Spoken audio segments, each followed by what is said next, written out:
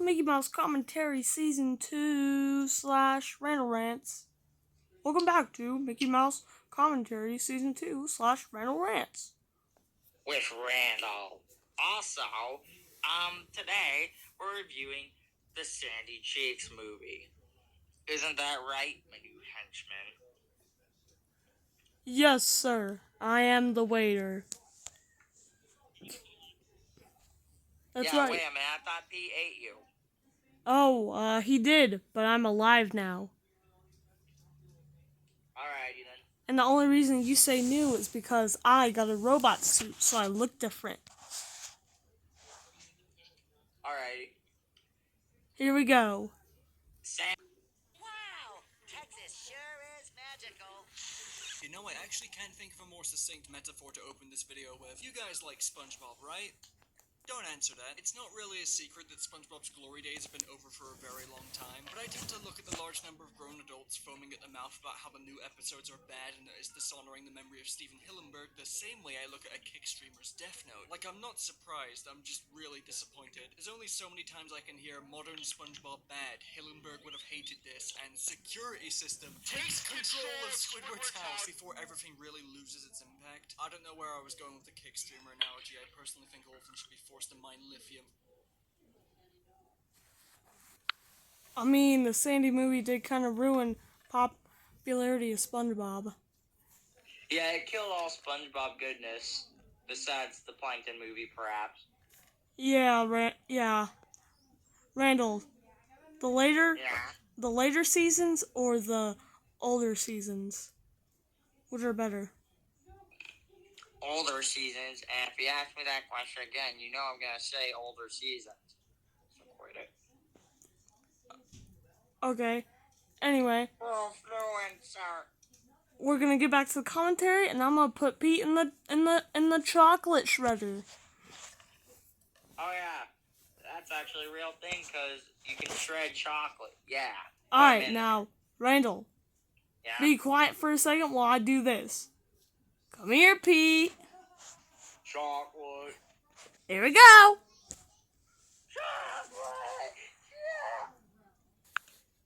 For eternity. Like, realistically, what do you expect Nickelodeon to do? SpongeBob has always been their most popular show, ignoring that little incident in 2016. And like it or not, it was always going to outlast Hillenburg, as sad as that is to acknowledge. If the show is bad,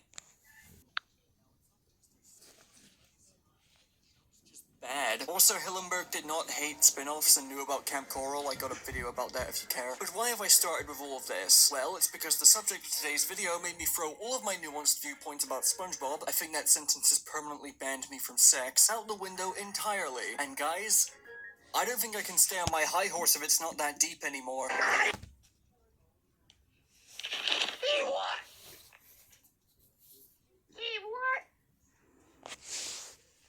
How are you? Oh, I'm, the janitor. No, you're not. Get out. Back to the commentary. Look it!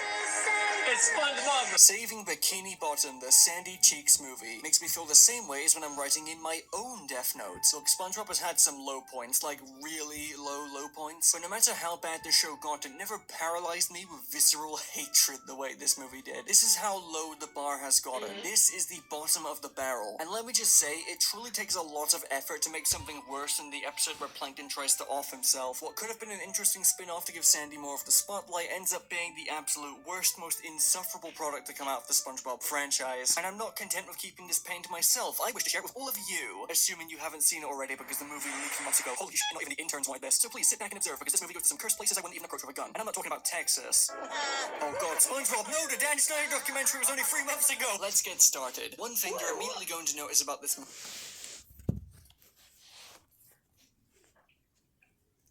What does she mean by that yet?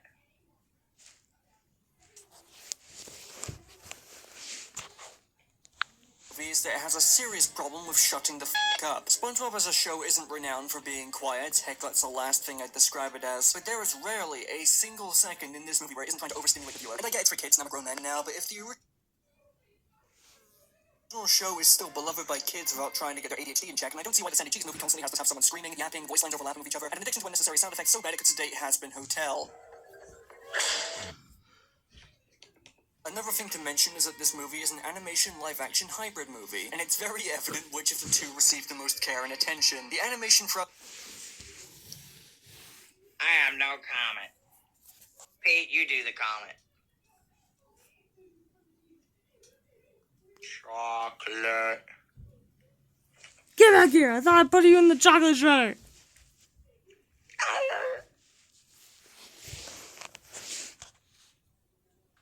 The movie is actually okay, opting for a similar visual style to Sponge on the Run, though clearly not as polished. I actually really like how Sponge on the Run looks, and I think it's a perfect 3D translation of SpongeBob's art style, so seeing the lack of extra... Your opinion on Sponge Out of Water. Actually, that one was better than the first one. The first one, they could have used less butt jokes. Specifically, Patrick. Your opinion on Sponge on the Run. If it's better than this movie, then it's probably a 5 out of 10 for me. Okay. With the lighting, posing, and cinematography, as well as the frame rate being different, is a little disappointing. But at least the animated segments had more effort put into them than the live action, because what the f*** is happening in this image? Also, all the live action performances are beyond awful, even for Nickelodeon standards. Usually I don't focus on Nickelodeon acting, since it's usually child actors who are trying their best, but these are all grown adults, so I'm gonna be a dickhead. It really feels like they just smashed the live action Nickelodeon original series into a SpongeBob movie, and regardless of how you feel about the previous movie's live action segments, they were not even close to this level of awful. Missing? Oh, the boss isn't gonna like this. Oh, right, the story. This movie has one of those. Stop teasing me! Pick that up and pay for it. One day, out of nowhere, the entirety of Bikini Bottom is scooped out of the ocean by the laboratory that Sandy works for. You know, the people that sent her to Bikini Bottom in the first place to do sciencey stuff. What's that? You didn't know that? Well, by all... Oh, Pete, come here. I found your brother. I love being purple. Chocolate! Waiter, now you're actually fired. No, that was Pete, not me. Oh, wait. Who did I fire last? Oh, yeah, the narrator. Yeah. No, but yeah, that wasn't me. That was Pete this time, actually. Waiter, you're the one playing the video, so play it. Oh. Oh, well, you said you found Pete's brother, and Pete said something. Pete's brother is Patrick. Find Patrick and bring him in. Don't have him talk to me. Have him talk to Pete. Okay. Let me go find Patrick. It's mostly a retcon. Different company entirely, completely different staff, now with nefarious intentions, but I'm not gonna hold that against the film just because they didn't adhere to this one episode from season 4. If anything, the fact this movie focuses on Sandy's background and her origins in Texas at all is a great idea. Let's see how they screw it up. It turns out... Yeah, let's see how they screwed it up. Play it. Since Sandy's been gone, there's been a lot of big changes to the company, including them now having a water park attached to their headquarters, all spearheaded by whoever this is. One second. Tsunami. Wow, aren't you just so clever? And they intend to use Sandy's research on the Bikini Bottom inhabitants to create clones of said inhabitants, then mass produce them and sell them as pets for kids. Now, if you're thinking... what? Then you're correct, and it only gets weirder too, as Sue's entire reasoning for it is explained in possibly the most uncomfortable and creepy way you could imagine. Going on about how much she... Okay, hold that thought, I know you guys are saying this too. What the fuck is this? Did the budget hit a brick wall? Were the special effects guys too busy playing face raiders? What was the point of getting a child actor to play a younger version of this character if you're just gonna goofily slap her face onto it and poorly keyframe it so it stays in place? Look at how the keyframing is. I'd submit this as a first draft in a YouTube poop collab, not in a visual SpongeBob movie on Netflix, and the visuals just add to how creepy this character is, and not the good kind of creepy. She wished she could take them out of the water so she could cuddle and sleep with them. You belong in a cell. Now, you know... Yeah, I agree with him on that one. Whoever photoshopped her face also needs to belong in a cell. Because they did that with Nickelodeon me. currently has this reputation for being insanely creepy and weird, even if that sometimes isn't the intent, especially of how they've been getting rightfully cooked this year for the treatment of their child actors. This movie genuinely borders on parody of how often it conforms to the stereotypes surrounding this company. And while it doesn't get as bad as literally making the child actor from Lincoln Loud wear a sodding diaper on camera, this movie is constantly on some serious freak shit. Like, what if SpongeBob was called Freak Bob and he ate ass and sucked toes? Speaking of SpongeBob, I think not being the main character for a change is starting to take its toll on... Pete, you get in here right now. I'm gonna go beat up Patrick.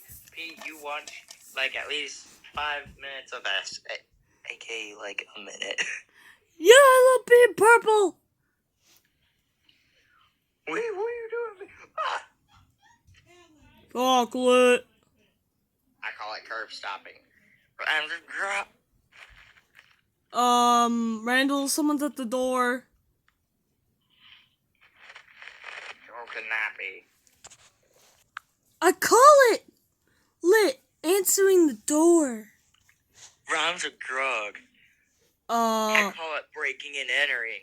Rhymes with drug. Not today. Hey, what? And we are back after Grug ended up almost looking over. Yeah, we were not gonna have that again. Also, technically, the Sandy Cheeks movie also rhymes with drug. Poor guy. There have been complaints about how newer seasons heavily flanderize SpongeBob from being energetic and childlike, but still kind and emotionally intelligent, to an insufferably loud toddler of the IQ of tinfoil. But my god, the Sandy Cheeks movie really makes you feel like Squidward. There's not a single fault in SpongeBob's brain throughout this entire movie. He spends the whole movie delivering corny one-liners, laughing at basically every line of dialogue, screeching like a maniac, and just generally being really weird. There is something wrong with this guy in this movie. From him laughing an unnatural amount at anything anyone says, to him literally sniffing a pile of shit and enjoying it, choosing to start tickling random people's feet in a swimming pool while laughing like a maniac. Like, he is a freak in this movie. This place has more legs than Squidward. Agreed. Freak Bob is here. But, Randall, you have 4 legs. Don't you dare. Yes, sir. I'm gonna get back to making ice cream now. Yeah, Pete, roll the camera. You forgot, Pete is eating chocolate. Oh, Pete, chocolate's on the camera. Do the camera. Chocolate. Chocolate. Oh, Randall, I wanted to say one more thing before I get back to the commentary. Before I make the ice cream, I just wanted to say I quit. Yay! I didn't want you here anyway. Kingpin, get in the room. Huh? No! Yep, Kingpin's my security. I made a deal with him. He also adds shockingly little and is only really here for the purpose of having a small character arc where he learns how to whistle at the very end to summon Sandy's family. Alright, yeah, this is Sandy's movie, we should talk about that a bit. With Bikini Bottom gone, it's up to Sandy and SpongeBob to save the town and bring it back underwater, and that means the characters are... When you've got Thirsty hair? Meet Aussie. It's giving moisture with a capital We got M. sponsored, Made for every Randall. type and What do we texture. do? So you can drench. bring it back underwater, and that means the characters are finally going to Texas. I get it, this isn't actually their first time doing it, but the movie doesn't care, I don't care, this is an episodic cartoon that's been going for over 20 years. If you genuinely care about SpongeBob's continuity, I think you're a virgin. Yarg, a woman! Sandy and SpongeBob get into a fight with some...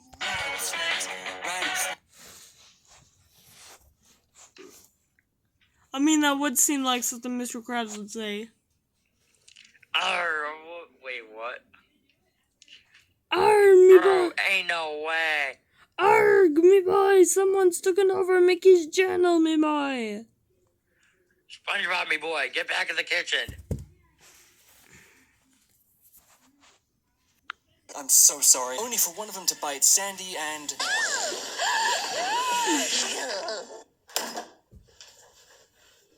Oh no, the DeviantArt people are coming after me again.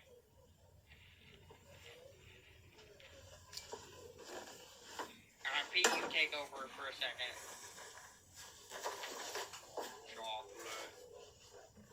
Honestly, at some point you've really got to ask, Nickelodeon, is it intentional? Like, I know that some fetishes tend to come from slapstick gags people watched in cartoons as kids, and it's usually just innocently placed in to be funny. But when you consider this company's history along with the other weird shit in this film, it doesn't paint a very flattering picture. Why do I have to see Sandy Cheeks inflation in a movie where SpongeBob sniffs a pile of feces and starts tickling children's feet? I'm not the one being weird about this. You guys need to start explaining why this stuff keeps appearing in everything you make, because the guys down the street certainly ain't doing it as much as you do. Anyway, after being hit with the DeviantArt ray, Sandy is left immobilized and is forced to call her family for help. And yes, this is Sandy's family. Can't say much, honestly. For a movie specifically Yeah, I can't say much either, to be honest.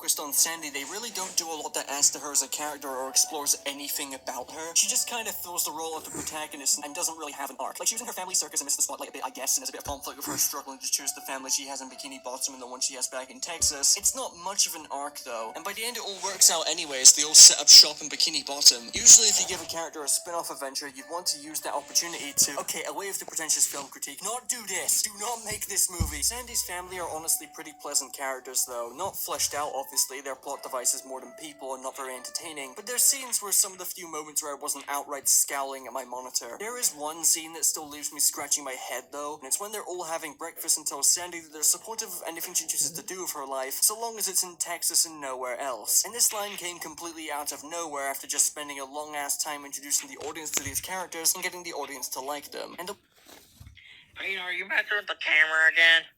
Chocolate. Pete, get the waiter back. Chocolate.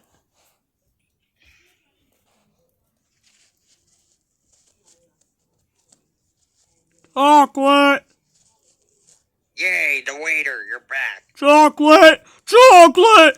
Chocolate. Pete, what did you do? Due to unconventional sources, the waiter and the narrator have been exploded because turns out it's not because of Randall, it's because of mysterious ways. Alright, whatever. Kingpin, I need you here. Okay, got it. the way Sandy reacts to it suggests that it's going to take the cliche route of her having conflict with her family over what she wants to do with her life. I don't know what you're thinking with the way I'm setting this up, right? They're going to subvert this somehow. Well, no. They actually take the secret third option of fuck that noise, and it's never brought up again. Go the cliche route if you wanted to, at least it would have been something. There's just a portion of dialogue here that they didn't cut out of the film after abandoning the idea entirely. What is the point of this exactly? There's a variety of scenes in the film that suggest the script was rewritten way more times than necessary, and then they just never remotely refined it. The twister at the beginning that knocks SpongeBob and Sandy away from the water park somehow travels hundreds of miles within only a matter of seconds and completely takes them out of Galveston. The Cheeks family car essentially travels the entire f***ing globe in witch time whenever it's cold, and can theoretically take them back to Galveston even faster than it took them to get knocked away, yet when they hit the road, it's just a normal car, even struggling to outrun the goddamn police, and also for some reason seems to have, like, size fluctuating properties. What is going on here? Then there's some really cartoony jokes that just don't work in live action, like when Sandy and SpongeBob are being chased by a dog glide away from him, and then they look back and he suddenly has a f***ing hand glider on him. Like, I won't deny it was funny, it just... Alright, that was the one funny part in the whole movie. doesn't work in the setting. In terms of jokes, I think there was only two that I laughed at, one being the dog with the hand glider and the other one being this. And they're free! And they're free. Kingpin, he said free. Pete did, not me. Excuse me, kids, for a brief intermission. Come here, Randall. Wait, not me, I said Pete. It's these two scientists who are supposed to be the bumbling lackeys for the villain. I've already forgotten her name and I don't care. And not only do they arguably get the worst jokes along with the villain, it's made 1,000 times worse by the fact that none of these people can act. Are you thinking what I'm thinking? Cringe. There's no other word I can use to describe it. It's embarrassing. Like, this isn't just bad acting. They just aren't acting full stop. The villain just, okay, going off actors' names now. Wanda Sykes is both trying to ham up her performance while completely under-delivering every single line, and I don't really know how to describe it. Also, Sandy was friends with the scientist somehow, and with the way they literally sided with Wanda Sykes just because she promised to fill their vending machine in the break room, I'm assuming they were both given forceful lobotomies in the time that Sandy's been gone. How are you friends with them? The entirety of this film's conclusion is just a clusterfuck of the highest order. Wanda Sykes revealed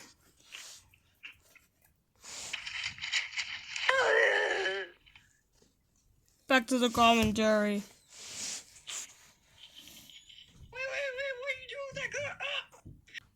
she was using Sandy's research to spy on the residents of Bikini Bottom to conduct her entire plan, and even though it's hammered in quite thoroughly that Sandy was tricked and it's not her fault, they still have everyone in Bikini Bottom shun her because the one thing in this film that's consistent with the rest of the series is that the residents of Bikini Bottom are assholes. Then Wanda Sykes gives her dumb backstory with the CGI superimposed head stuck on top of the body of a child, explains her weird fetish for sea creatures, then reveals that she's actually a cyborg. What the fuck? Then she clones SpongeBob into a million mini-bobs, and SpongeBob encourages Sandy. Sandy breaks out. Thompson and Thompson decide they don't want to be evil anymore and then spend the next 10 minutes doing essentially nothing. Then Sandy decapitates Wanda Sykes, which... What was the budget of this fucking movie? And her head lands in the tank for her mutant CGI fish pet who eats her, and then she suddenly possesses the fish and is sticking out of its mouth. And because she loves fish so much, she's finally happy. What compelled... Fish monster. Yeah. Why is this movie so weird? SpongeBob is a weird show as is. I have no idea what they were cooking here, and I'm kind of struggling to joke about it. It's so bizarre to look at. Then there's a crack in the dome, and SpongeBob completes his character arc of learning how to blow a whistle. Why was he even in this movie? And Sandy's family comes to the rescue. They launch out of Texas into fucking space. The screenwriter of this movie was on the crack pipe, apparently, and they all fall back down into the ocean. Bikini Bottom is saved. Sandy and her family don't drown somehow, and the movie ends with Sandy rejoining her family's circus, now doing shows underwater. Also, Squidward is bisexual. The end. I am still struggling to process the fact that this is a real SpongeBob movie. Due to the fact of weird stuff, we're gonna have to end it here. So yeah. SpongeBob, Patrick. Squidward, what are you doing in my building? Don't worry, I'll get him out, sir.